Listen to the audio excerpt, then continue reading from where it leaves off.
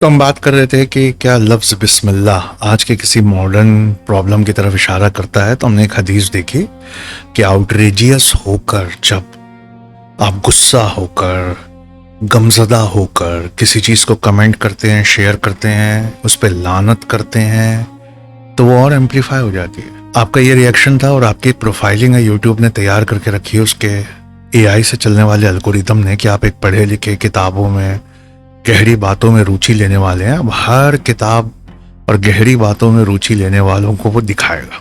अल्लाह के रसूल ने क्या कहा? लानत शैतान मत कहिए, इससे वो बड़ा होता है। कितना बड़ा? जैसे घर, हर घर में वो दिखाएगा, हर घर में वो सजेस्ट करेगा। And it will grow every time you curse it.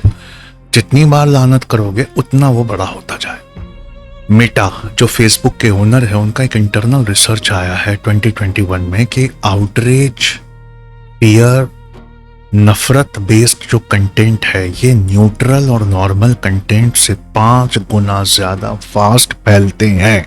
और एक स्टडी आई है, खौफ पे बनाई गई एक पोस्ट, डराने वाली बनाई गई एक पोस्ट, बनाने वाला जिस आइडियोलॉजी से आता है वो उसे सर्कुलेट नहीं करता। उसका काम है सिर्फ नेटवर्क में डालना। डरे हुए, खौफजदा लोग उसको उठाकर बेबस महसूस करते हुए हर व्हाट्सएप ग्रुप में ये सोच के डाल देते हैं कि, हिंदी में कहूँगा, कोई ना कोई इसका संज्ञान ले लेगा। somebody will notice and will do something।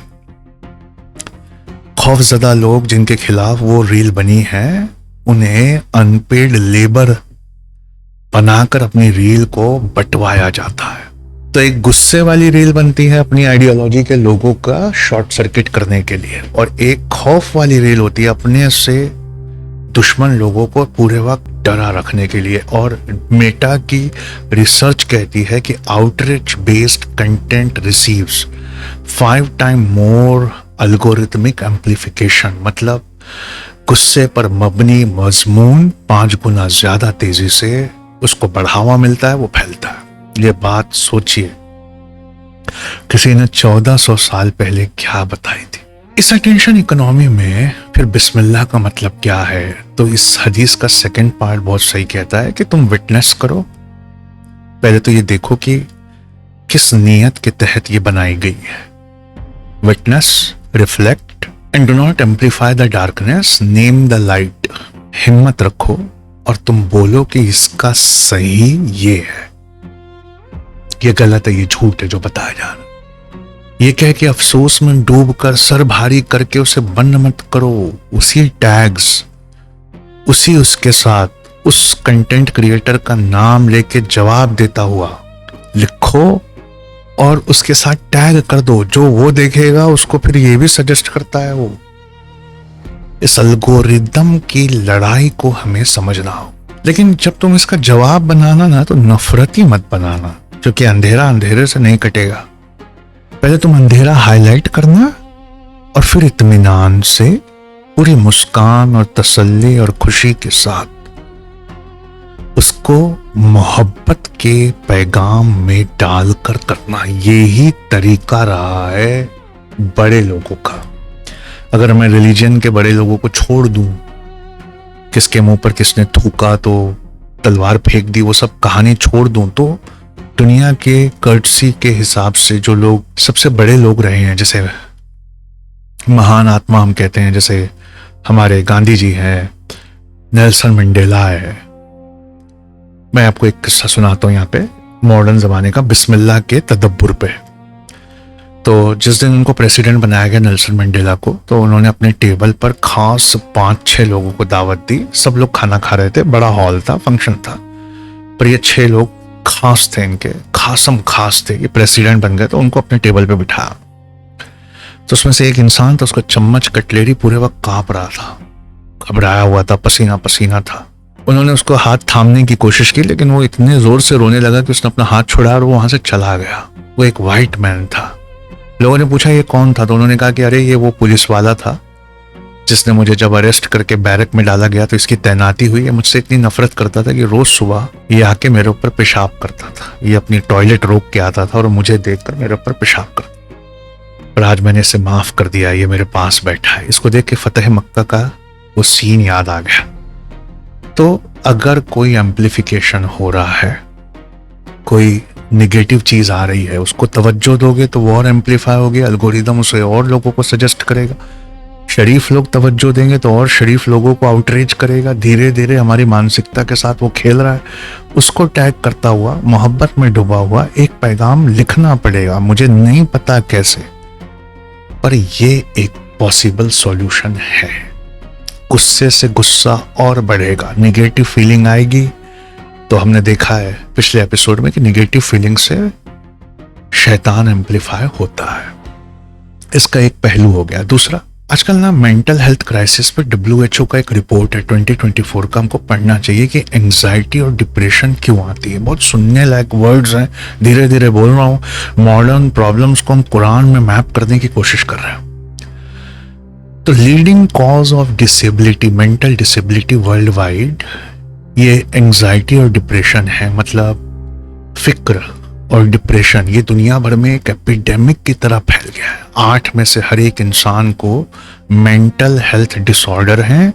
AI आ रहा है, जॉब छीन लेगा, आपको माशी तौर पे वो नकारा कर देगा, यानी इकोनॉमिकली डिप्राइव कर देगा, तब ये मेंटल हेल्थ डिसऑर्डर और बढ़ेंगे। और एक रिपोर्ट आपको पढ़नी चाहिए, इंडिया में जितने जॉब्स जा रहे हैं, उस जॉब के जाने से एक दिन पहले तक लोग पर्सनल लोन लेकर अपने घर में रख ले रहे हैं, क्योंकि खाने को कुछ होगा नहीं।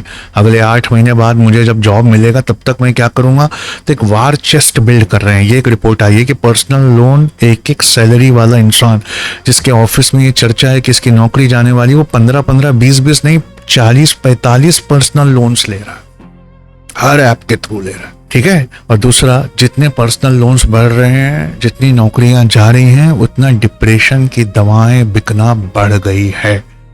तो ये भी कितना इविल है, लेकिन सच्चाई है कि डिप्रेशन की दवाओं की कंपनी में शेयर प्राइसेस ऊपर जा रहे हैं। आप सोचिए, मैं पढ़ाता हूँ एंटरप्रेन्योर्स को फ्यूचरिस्टिक एजुकेशन और IAS को, तो वहां से बहुत सारी नॉलेज हम यहाँ मैप कर सकते हैं। तो एक साइकोलॉजिकल फिनोमिना है कि जबरदस्ती अगर आपके दिमाग में एक बुरे ख्याल को बार बार डाला जाए तो आप जहनी बीमारी का शिकार हो जाते हैं। यानी ये इसका मतलब वर्ड बहुत अच्छा है कि कंपल्सिव, जबरदस्ती, रिपीटेटिव, बार बार, मेंटल एंगेजमेंट, जबरी तौर पर आपके जहन में बार बार mental engagement with the thoughts that harm us, ऐसे थॉट्स जो हमें हार्म करते हैं उसे डाला जाए तो डिप्रेशन आता है।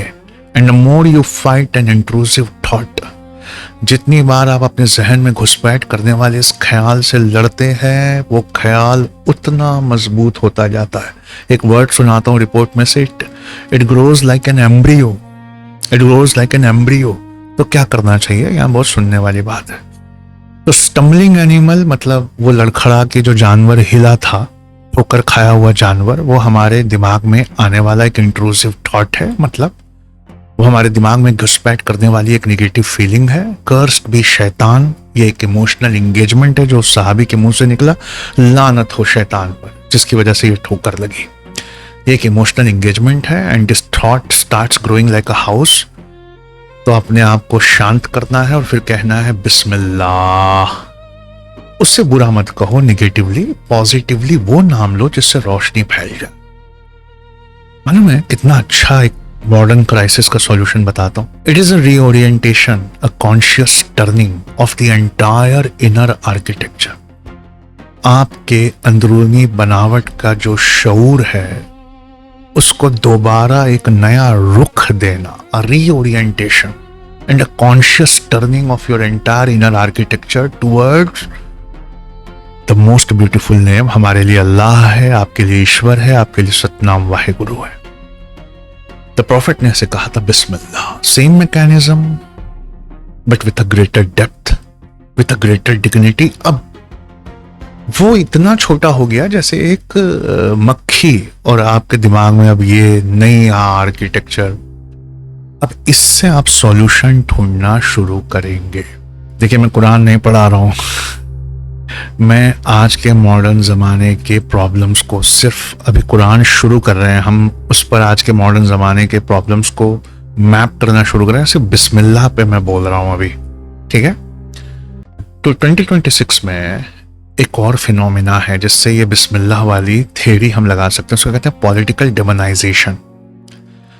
आजकल ना डेमोक्रेटिक डिस्कोर्स, ये जो डेमोक्रेसी है ये दरअसल एक संवाद है, कॉन्वर्सेशन है। आइए बैठकर बात करें कि हमारे और हमारे देश और हमारे लोगों के लिए क्या सही है। इस पर, इस बहस पर, इस संवाद पर आजकल एक नई चीज हावी हो गई है कि सामने वाले अपोनेंट को शैतान दिखाना। द पॉलिटिकल डिमोनाइजेशन, डेमन से वर्ड बना है, demonetisation of your opponent. He is evil, उस पर लानत भेजो, उसको कैंसिल करो, उसको डिस्ट्रॉय करो।